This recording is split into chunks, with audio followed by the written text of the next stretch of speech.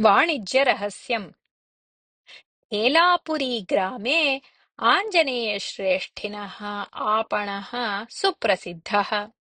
शुद्धानि वस्तूनि तत्र प्राप्यन्ते स्म। तोलने वञ्चना न आसीत्, मूल्ये अपि न्यूनता न आसीत्। अतः सर्वे ततः एव वस्तूनि क्रीणन्ति स्म। आञ्जनेयश्रेष्ठिनः प्रशंसां च कुर्वन्ति स्म।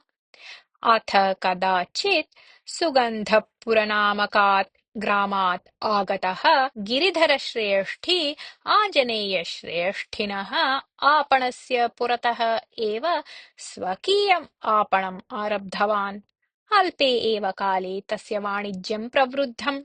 आञ्जनेयश्रेष्ठिनः प्राचीनग्राहकः अपि गिरिधरश्रेष्ठिनः आपणं गन्तुम् उद्युक्ताः अभवन्। एतस्मात् आञ्जनेयश्रेष्ठिनः वाणिज्ये मन्दता आगता।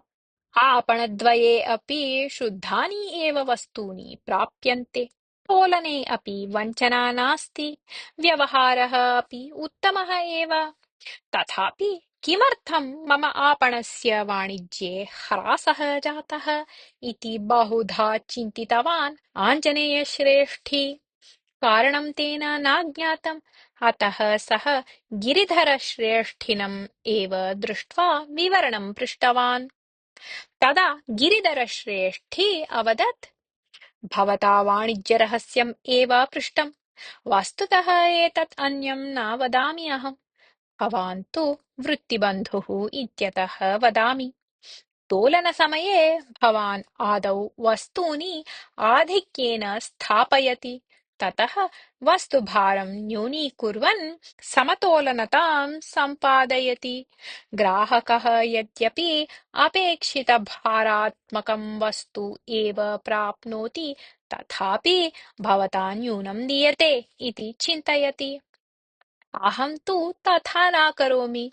आदौ न्यूनं स्थापयामि, ततः वस्तुस्थापनं मन्दगत्या वर्धयन् समतोलनतां सम्पादयामि।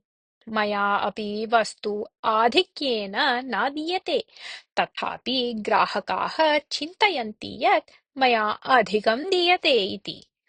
एतत् एव वाणिज्यरहस्यं नाम इति।